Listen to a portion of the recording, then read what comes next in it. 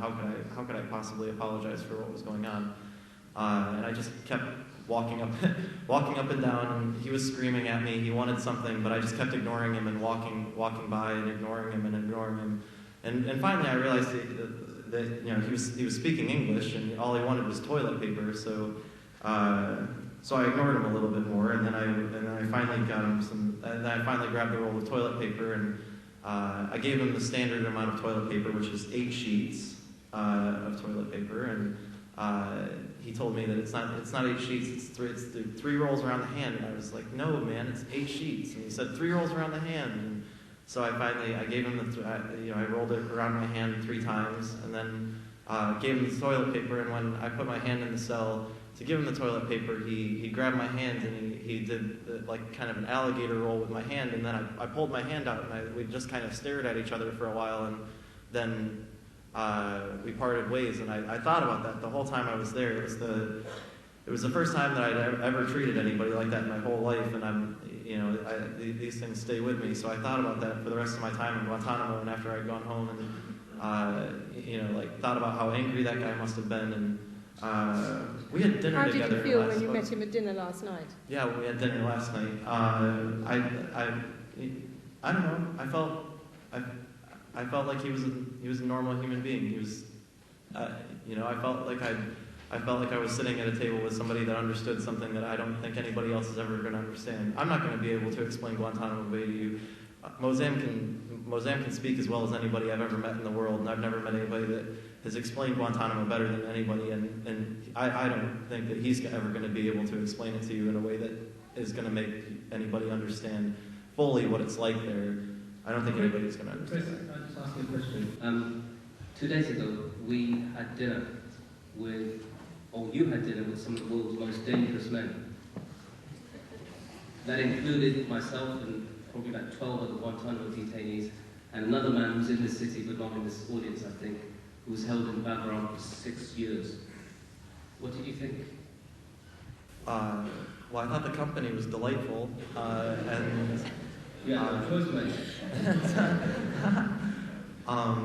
honestly, it was about the happiest I've ever seen a table of 15 people in my whole life. I had a wonderful time. It was I felt like I was sitting at a table with more or less family. I'm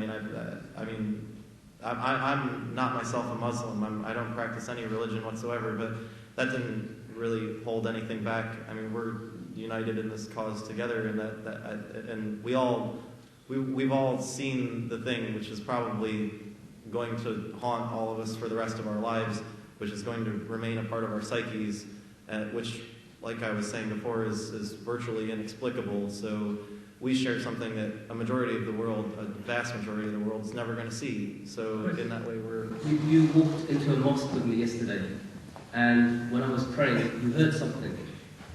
The last time you heard was in Guantanamo. How would you describe that thing that you heard? What did it sound like to you? It wasn't the sound of it. It's a beautiful song. It being a call to prayer, which was formerly, when I was working on the blocks in Guantanamo, which was my favorite part of the day.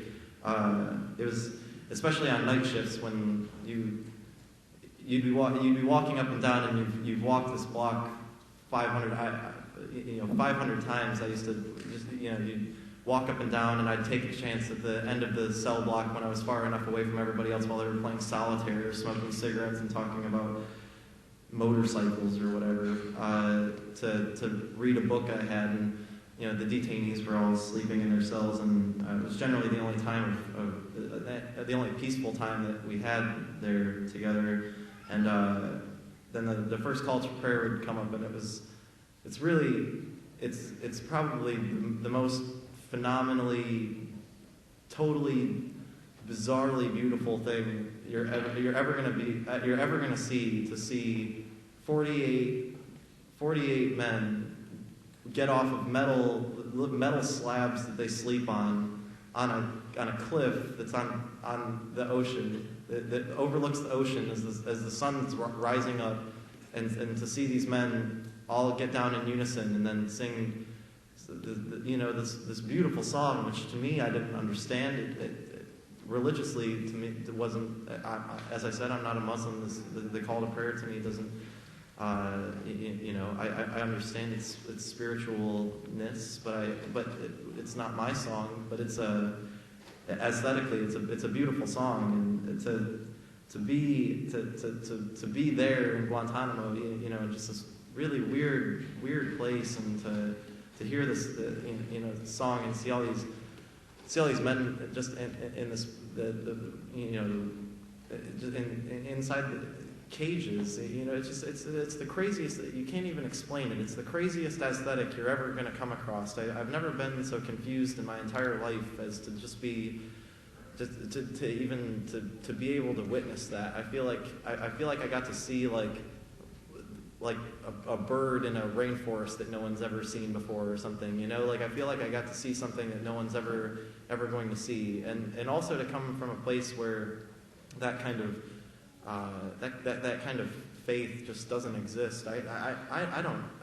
Where I come from, we have faith in nothing.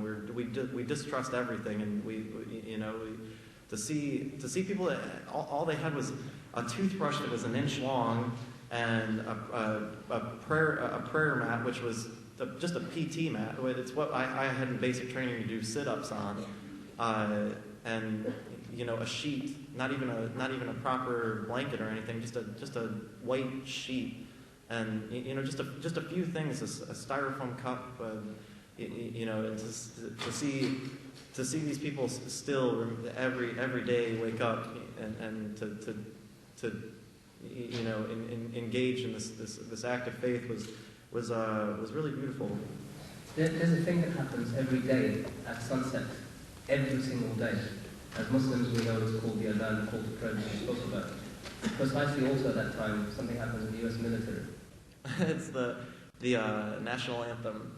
So you have a battle for the airwaves. Yeah. And the national anthem. Well, at first, if we didn't used to play the call, we didn't used to play the call to prayer. We left that to the detainees until, I believe it was General Miller, who is a first-rate jerk, who wanted. He still is. No, yeah, absolutely. I'm positive that's remained solid.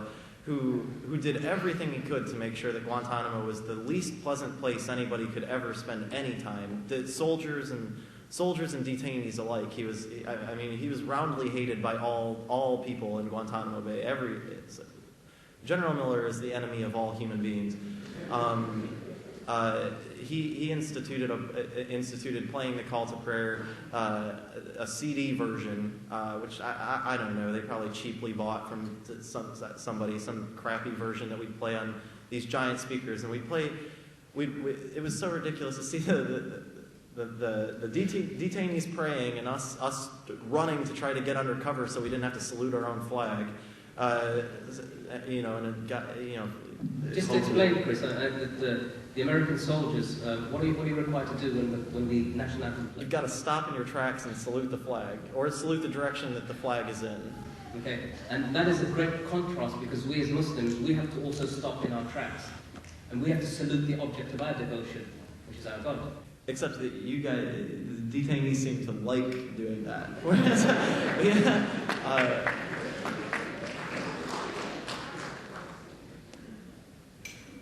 Yeah, that was. Let me just ask you one more question, and then later on in the evening, you'll all have a chance to ask any questions you want of any of the people on the panel. I just want to ask you, were there many other guards who felt like you? Well, there very well could be, but we live inside of our heads. I've only now met the other soldiers from the war on terror and the wars in Iraq and Afghanistan. We have an organization called Iraq Veterans Against the War, which I'm a part of, and we're only now coming out after getting out of the military because we just don't talk about these things in the military. You're certainly not the coolest kid on the block if you start talking about how you think things are wrong, or how the United States military is all messed up, or how the global war on terror is, basically a racist, awful thing, and that we're being used for corporate corporate pillaging. We just don't, we didn't talk like that. And I was, around a bunch of very intimidating men who, I was already terrified of. So I more or less kept my mouth shut. So I didn't really find out whether or not anybody else believed it, but not a whole lot of other people believed like they felt like it was wrong, or acted like they felt like it was wrong. As far as I could tell by most of the other soldiers' actions, they thought it was to some degree even fun. They seemed to enjoy doing what they did, but. Right. Well, thank you very much indeed, Chris. That was a very honest and touching description of a very special and strange experience.